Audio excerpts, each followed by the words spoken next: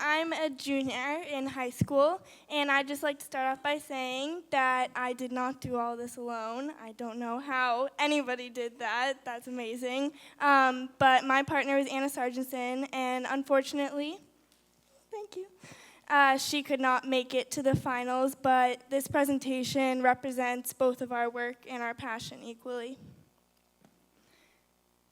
So I'd like to start off with this quote: "You must do the thing you think you cannot do." It's by Eleanor Roosevelt, and it's really resonated in my life, and especially in the PGC experience when I had loads of sleep deprivation. In fact, some people would come up to me in the beginning of October and say, "Mia, do you think you're going to make it to the finals? San Francisco, that's so cool." And I said, yeah, like I'm going to make it through 30 days of staying up until 2 a.m. just so I could upload my document at 1:59, a minute before it's due. But I did the thing that I thought I could not do, and here I am with a magic bean in my boot. Thank you to Judy. So I grew up going to my grandparents' farm and getting eggs from chickens, feeding the sheep, and in the summers, I'd go explore marine life with my sister, and we'd go to national parks. I've actually been to 19 of them, but they were not always as happy as you'd think. As you can see, I did not always love 100-degree weather. That is my sister.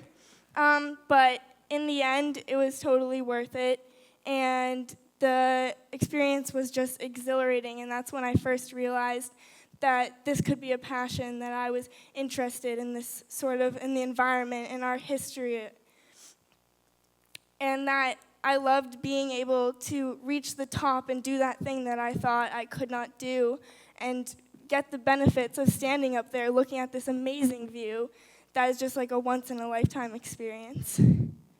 But the one thing that I most importantly learned is that you have to expect the unexpected, and that when you hit obstacles in life, you get back on to the raft and keep pushing, because in the big picture, it's all worth it. Recently, I went to a 2-week camp with Anna. This is my partner, Anna Sargentson, and that is when we we realized that we would really like to research more about this idea of living sustainably. So we thought we knew everything. We thought we could make a change. We thought that we knew like all the knowledge and vocabulary of how to live sustainably, but this is really what we saw. Now, after 30 days of PGC and of all the knowledge that I have now, this is what I see. I see a clear picture, and I can fully and properly make a change, and I can act, and I can voice my opinion, and it's just an amazing view. So personally, I have not always been the loudest person. I'm usually shy, but after PGC, now with this full vocabulary and everything that I've learned, I'm standing up here in front of everybody, and I am voicing my opinion. I'm making a change. I'm telling everybody what I have learned, what I have experienced, because it's just changed my life totally. And I've figured out that in my community and in my school, there are people who fully support me and believe in exactly what I'm interested in. And it's just amazing to realize that there are people out there who have the same interests and have the same passion as you. So PGC has given me this new vocabulary, and the lexicon of sustainability actually is based on the idea that people will live sustainably if they understand the basic terms that define it. And this is true for me, because like I said before, I thought I knew everything. I thought I had all of the ingredients to correctly and properly institute change. But now, after learning everything, after learning farm to table, after learning fair trade, I now have all the tools to make this change, and to make this change. I used to see this picture before my experience at PGC. This is me and my sister. And now, after the 30 days, I put facts into context. I don't just see a picture anymore. I see a whole ecosystem thriving with life. And I'm just inspired to help protect and preserve it. I've also learned throughout my PGC experience to advocate for myself, for my opinions, for what I'd like to change. This is an email to my Congressman Jim Himes, advocating to protect our water, because that is what I fully believe in and I care deeply about. So this is the poster that I created and I sent to him.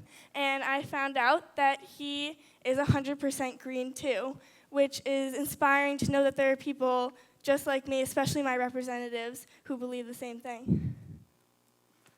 What is most amazing that I figured out after my 30 days is that I can create this ripple.